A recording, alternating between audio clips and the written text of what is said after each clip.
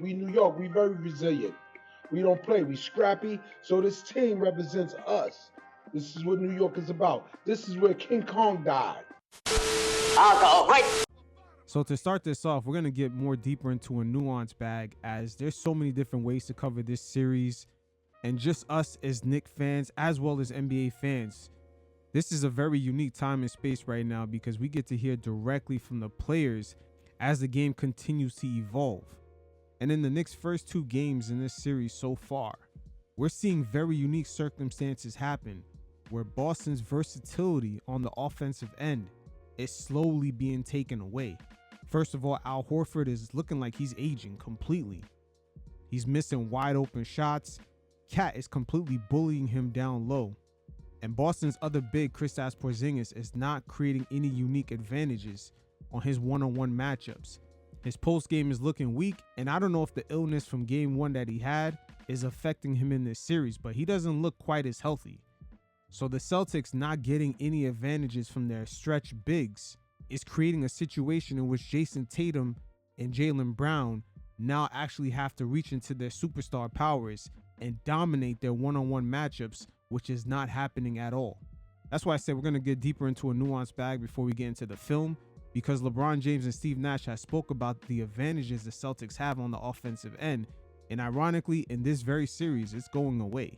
But LeBron James had touched base on how Draymond Green gives the Golden State Warriors the ability to have versatility on defense, as well as being a playmaker on offense, and that's really one of their best secret weapons.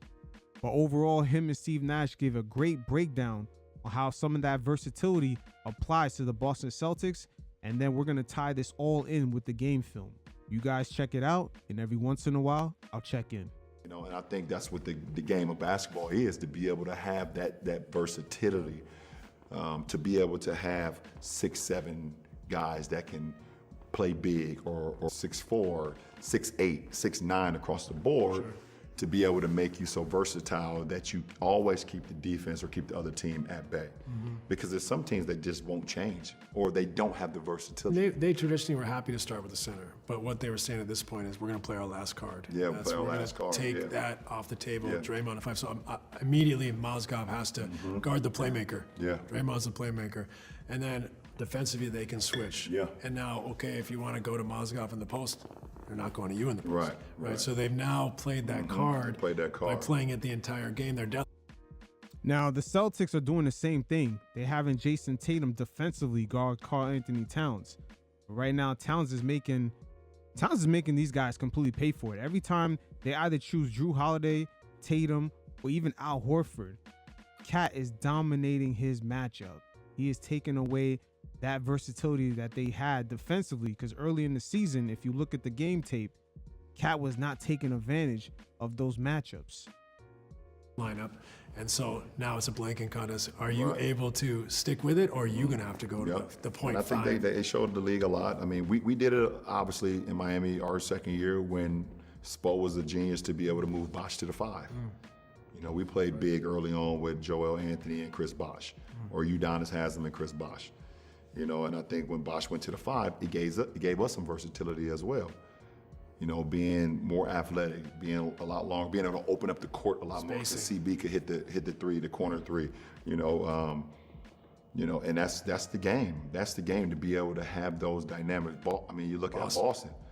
Boston won it, you know, by how versatile they are. You know, when they added Jrue Holiday, it made them so much more dynamic. Right. Obviously, the growth of Jason and Jalen, you know, but they're going to be who they are. Yeah.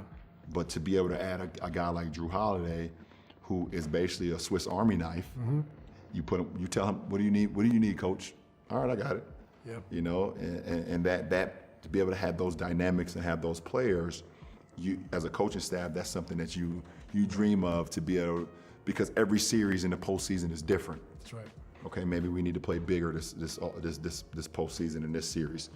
Okay, now this series requires to be more fast. Okay, now this need to be more physical. Now we need to really dial in and be able to have those cards. Yes. Now, the Knicks right now, they're slowly taking away the versatility of the Celtics offensively, because what happens when Al Horford starts to show his age? KP is not as healthy. Jalen Brunson he is playing some beautiful defense. He's holding his own one-on-one in isolation with Jason Tatum, Jalen Brown, even in the post at times with the bigger players. They're not dominating as much. What happens when all that versatility is taken away? And this is the issue that the Boston Celtics are facing right now. To play, on Uno, I always got to draw 4 cards. Right. Always got it. Yeah. You say Uno, I'm right here. I'm ready. As soon as you say Uno, I'm throwing this draw 4 down. That is the luxury. That's the luxury. And that is the model, having more positionless players. I mean, you can even talk about what's Golden State starting at, the way Boston plays now. I mean, obviously Porzingis, when he plays, is a stretch 5 to protect the rim. But when he doesn't play, they still have positionless basketball. For sure. 5 point guards playing blender, lots of threes. Same, in a sense, you could make it a comparison to your Lakers team with AD going to the 5, winning a championship. You could go positionally big, but you could also go with a center and AD next to him. You can play blender, make open shots, or they can go with the 2 bigs, Hartenstein. So you're talking about the top teams, like same with Cleveland. Right beside them, absolutely. Optionality, and one of the cards has to be being able to switch. The other card is being able to go a little bigger. Those cards, not everyone has. Not everyone has, and that is a luxury. That's right. And then you get to the leadership hierarchy, the resilience, toughness, the IQ. And that's what it is. It's the teams that have the profile on the roster, that have the buy-in, that have the leadership, the hierarchy, the resilience, the mental toughness. That's who you see in the finals every year. There you go. Man, Steve Nash just laid a bunch of gems right there. Woo! And he's right. The top teams in the league, including the Celtics, the Cavs, and the Thunder, they have that versatility.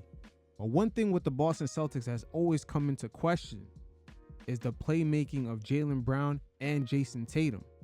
And in this series, we've seen them having to deal with the depth that the Knicks have on the perimeter.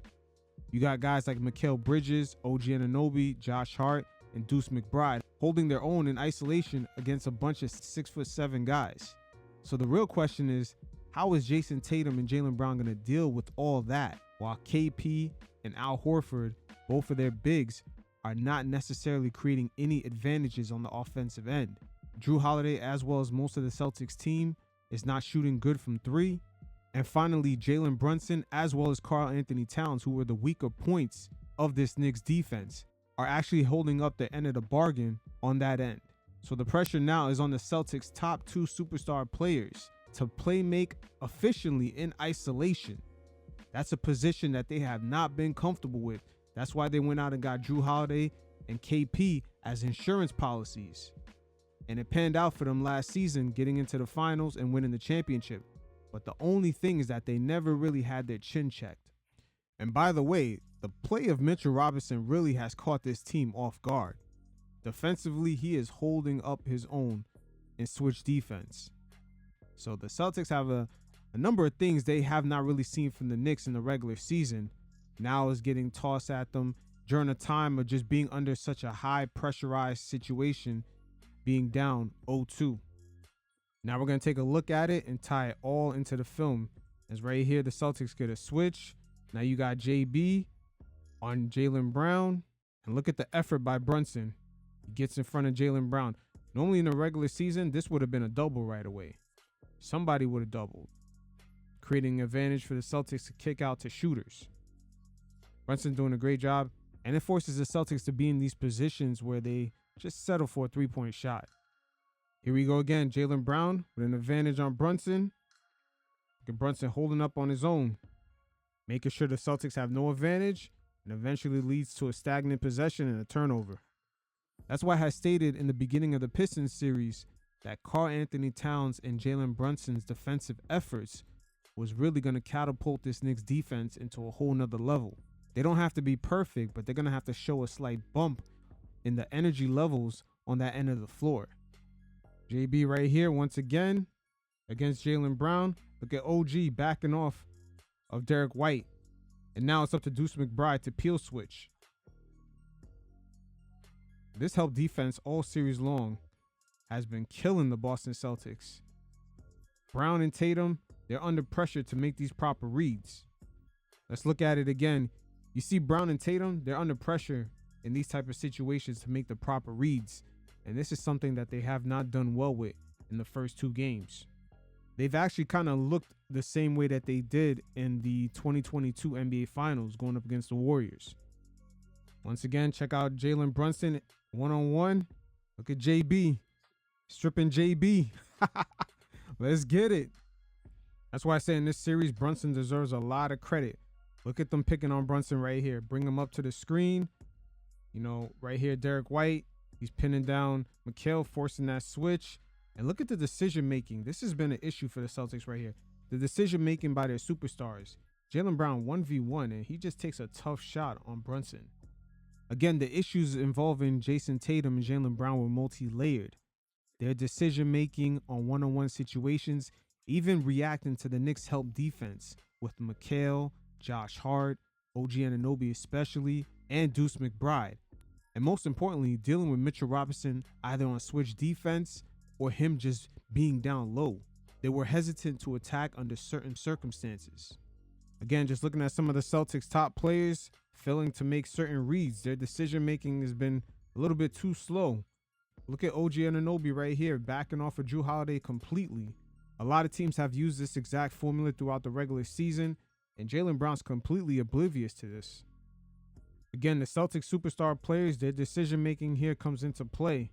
Early in transition, you got the empty side right here, one-on-one with JB. Why not just drive? Instead, he decides to pull up. It goes to show you, I think Jalen Brunson's defense is starting to get into their heads. They were eating off of this during the regular season. Just every time they saw Brunson, it was an instant mismatch they couldn't wait to take advantage of. Again, sticking to the Celtics superstars. Look at Tatum right here, trying to force this switch. Him and KP. But good job by Mikal and Mitch. They recover. And now it's another switch right here. Once again, look what happens when Tatum doesn't get it. This is great defense by the Knicks. Everybody recovers. But look what happens when their superstar doesn't get that switch. And this is the real question of the series. Who has the better playmaker in these 1v1 situations? Because for the level Tatum and Jaylen Brown are supposed to be at, it's looking like the Knicks actually have the better player in this exact situation. Brunson is torching them so far in the series. I mean, in round one against the Pistons, you know, people kind of knew the Knicks had the better closer. But right now, the Celtics, man, it's a toss-up. Like, what's going on with them? But right here, this is a nasty shot he settles for. And that is exactly the problem with the Celtics when they don't gain any advantage on these switches. Just going back to our regular season matchup in February, you see right here, Brown is pointing for White to drag Jalen Brunson right here in the screen to get this switch. And this is what the Celtics are looking for right here. You see how Mikal and Deuce are backed off? And now there's open shooters. That's the advantage the Celtics are looking for. Good White. White generates an open look. Even though he doesn't make it right here, but you kind of get the gist. Again, here's the Celtics running more dummy screens to get the real action. See, Tatum's going to force JB to be on him just for them to run the real screen, which is coming from Kornet. See, now they involve Cat and JB. And look how the Knicks right here, this is how they used to play them. They go over the top. Cat is sort of in drop back. And Kornet, if he rolls, he's going to gain an advantage right here. Knicks don't want to give up that three-point shot. And this is what the Celtics thrive off of. 4-on-3 right here. And now Kornet's guaranteed an open shooter.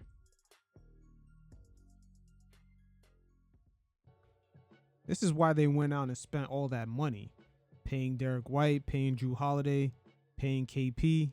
They basically just got rid of the idea of relying on the typical superstar hero ball. So Tatum and Brown never really had to be too much in that position to having the pressure just being able to make a play on isolation.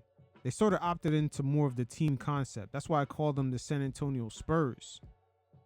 Just one more time, look at them run the same play back to back. The dummy screen right here to get JB on Tatum to the real screen, which is coming from Kornet. And then the Knicks not playing switch. Brunson is supposed to recover, go over the top, Cat and drop back. And it's pretty much compromised the Knicks. Even Josh Hart right here, he can't help out as much because Horford around this time was a threat from three. And in this series so far, he's looking like, you know, he's kind of looking like his age.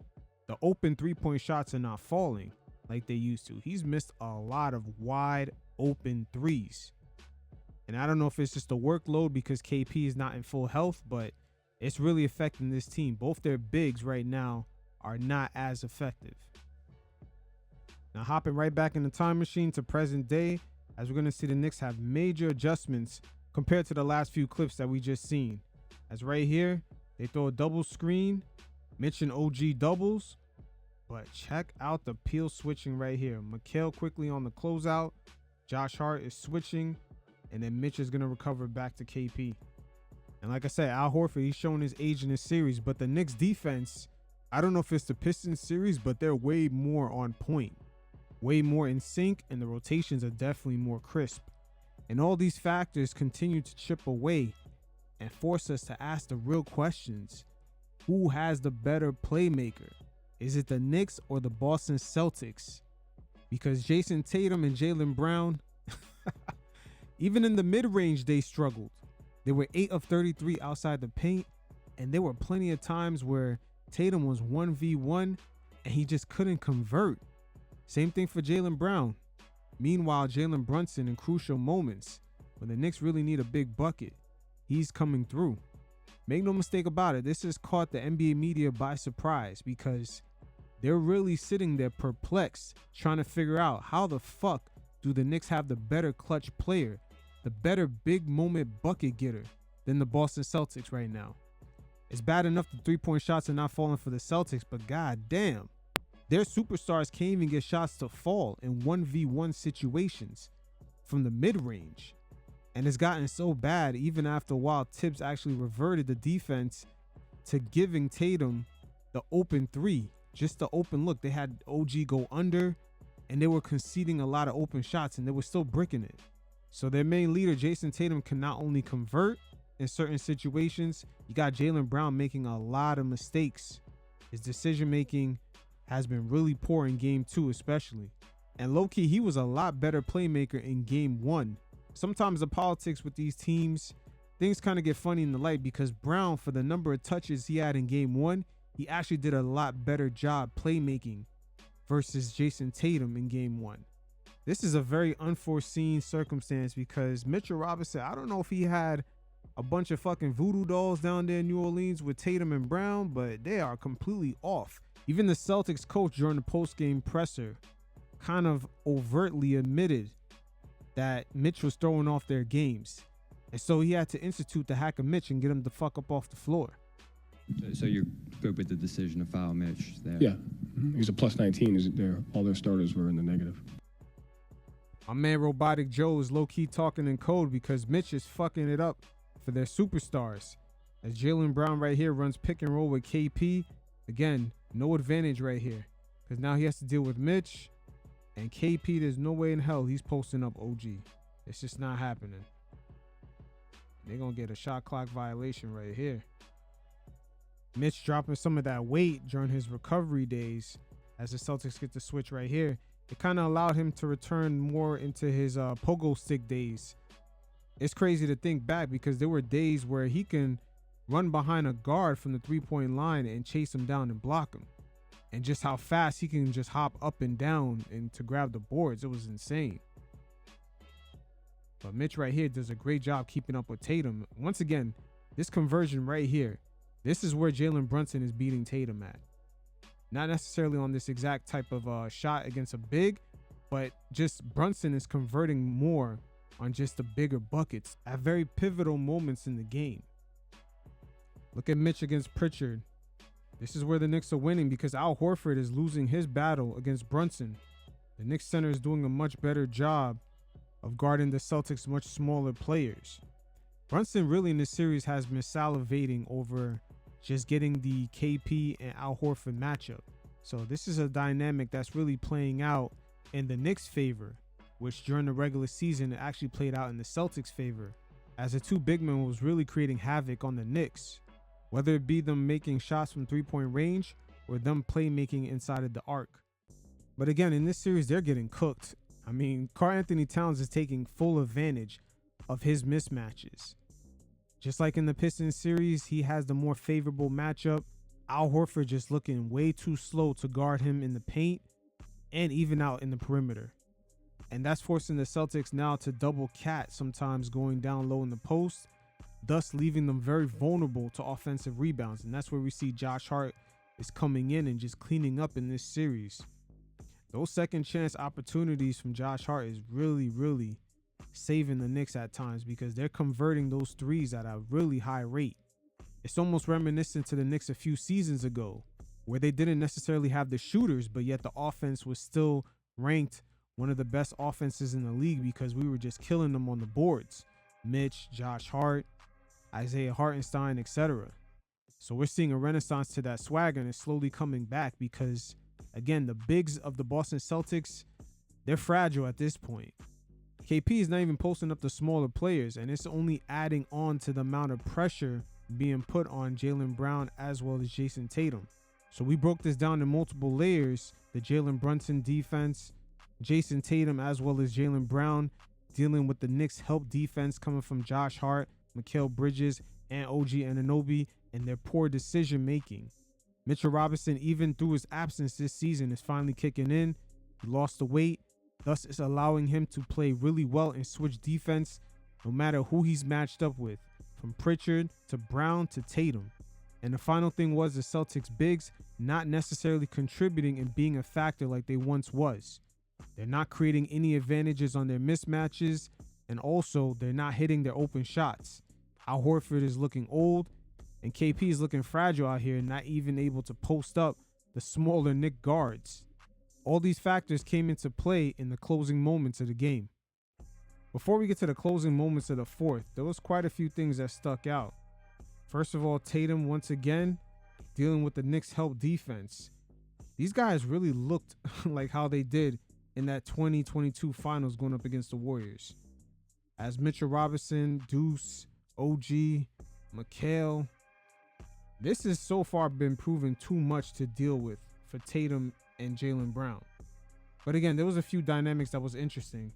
This shot right here was one of the last buckets the Celtics got in the whole game. They missed the next 13 shots going from here on out, which when you really think about it, it shows you how stagnant and stale this offense can get when they really can't gain an advantage. And what's even worse is that they were missing wide open 3-point shots during that time span.